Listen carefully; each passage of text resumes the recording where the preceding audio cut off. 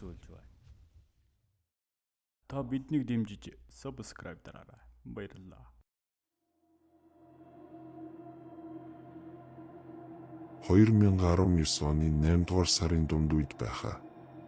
Ажил дээрээ уйдаад сууж байтал багын хідэн андууд маань гинт уцтаж хөө яндаа явж зугаалъя ууя гэд намайг баргалж чихтээд тэрэлж рүү аваад тавьчихлаа.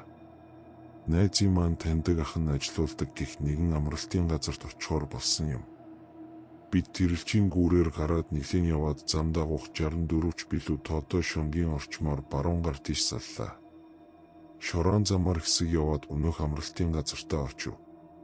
Тэр газар бараг л хөнгүү шахам 10-ад гэр ганц ресторантай нам гүмхэн газар байсан бөгөөд аятайхан том гэр авч тухлаад ууж идэнгээ наргиж гарлаа. Шөнө 11 цаг өнгөрхийн алдад нэг найзын маань найз хүүхэн араас ирэв. Энэ үед манай хидч хөөхөн модож ганц нэг нь аль хэдийн тасраад унчихсан байлаа. Нөгөө ирсэн хүүхэн найзыг маань хот руу авч явна гэд сахид суугаад заавал авч явна гэд буу юм болов. Бид нар хориод байлтай биш гэж бодоод явуулахаар болоход нөгөө хүүхэн буцаад замаа олохгүй байж магадгүй гэхээр нь би за засмал хүртэл төхүүлж өгье гэд дагуулж явахаар боллоо.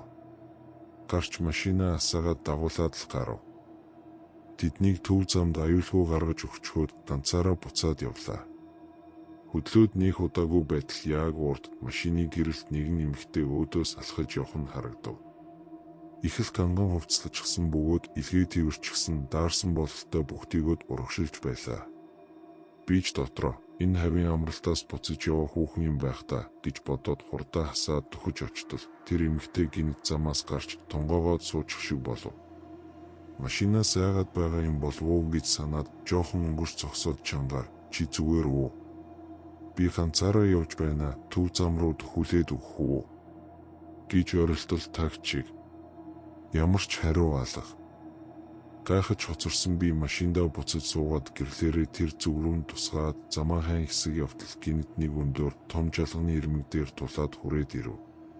Гайхаад буцаж иргэн нөгөө замаа хайж нэг юм олоод давхитал дахиад л нөгөө жалганыхаа амсар дээр ирчихдэг байгаа. Гадаапад харанхуй ядаж байхад гар утсаа гэртээ үлдээчихсэн. Ста гэд хамаг хараалаа уншаад машинаасаа бууж жалга руу шийчгээд эргэн тойрноо хартал тэр хол өөр нэгэн том амралтын газрын гэрэл харагдав. За ямар ч байсан тийшээ зүглийг гээд давхиж байтал гинт арын судал дээр хин нэгэн маш тод уртаас урт санаа алдлаа. Чихэндээ ч итгэсэнгүй нуруугаар хүйд дааж хамаг бие зарсхийгээд явчихлаа. Эргээд хартал хин ч алга. Айсандаа зүрх ам руу үсрэх шахаж шууд хөгжмөө тустлан чангалаад хаазаа нэмсээр нөгөө гэрэлтэй газар давхиж очлоо. Хашааны үүдэнд манаач нь бололтой нэг ах хүү зогсож байв. Машинаасаа бууж очоод минь дус мэдээд төөрчлөө гэдгийг хэллээ. Тэгтэл манаач ах намайг гайхсан нүдээр харж ах нь чамайг хараад л зогсож байлаа. Чи чинь яагаад тэр жалга руу байн давхиж очоод эргэж давхиад байсан юм гэдэг байгаа. Би ч ууахаа харих гээд замаа дагаад явхаар л тэр жалга руу очих юм гэж өмнөө хэлв. Манаач ах царай нь хухаа цайснаа. Энэ хавийнхан тэр жалгыг гүйдэлтэй лусын хорлолтой л гэдэг юм. Ах нь энд ирээд удаагүй болохоор өөрөө үзээгүй л байна гэж билээ. Тэр үгэн дууссан бүх арх маань замхарч толгой тас хийгээд л явчихлаа. Ахыг гуйж нэг юм портрийг нь асаалгаад урдаа гаргаад замчлуусаар нэг юм өөрийнхөө амралтын газарт ирж шууд л гэр рүүгээ орлоо. Манай хид бүгд ухаан мэдрэлгүй нам унтчиж.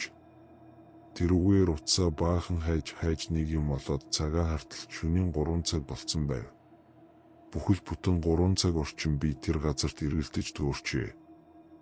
Орондоо ороод гэрлээ унтраагаад хөвцсөн ч нойр өртөө хүрсэнгүй. Дотор нэгэлж ирэхэд эвгүй оргиод болдоггүй. Босоод ширээн дээр байсан шилтэй архинаас ганц 2 татаад нөгөө зүйлийг бодоод харанхуйд бодол болон суув. Тэгтэл яг хажууд бүр яг чихний дэргэд дахиад нэг хүн маш уртаар пүүх гэд хийн санаа алддаг байгаа. Нүднийхээ булангаар зэрүүс хартал яалч үгүй хажуу талын орон дээр нэг хүн сууж байна. Би ясандаа шууд нүдээ тас санаад хамаг бие салгалан хөдөлж чадхаа болов. Тэгтэл ашгүй найз маань хөрвөөж сэрж байгаа бололтой чимээ гарлаа.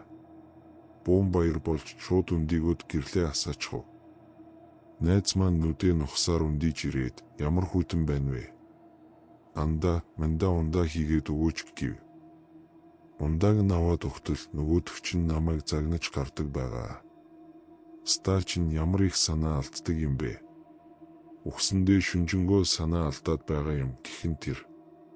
Би бүр шоконд ороод хөөе би биш гэж арай хийж хэлтэл найз маань за бити хуцаа унцтаа минь. Хар шөнөөр ганцаараа уугаад эмороод байх юм гэж үгсээр буцаад унтаад өгөв. Би дахиж гэрлээ унтрааж зүрхэссэнгүй. Үүр цайдал ширээн дээр шилтэй зүйлсийг шавхаж уусаар маргааш нь хот руу буцсан да. Буцах замдаа өдрийн гэрэлт нөгөө жалгыг харах гэж хичээсэн боловч төв замаас нэлээд зайтай харагдахааргүй газар байсан. Шүн яаж яваад тийшээ оччихдаг байсан юм. Бас зам дээр тааралцсан нөгөө эмэгтэй хаашаа алга болчихсон бэ гэдгийг бодохоор одоо ч дотор ардс хийдэг.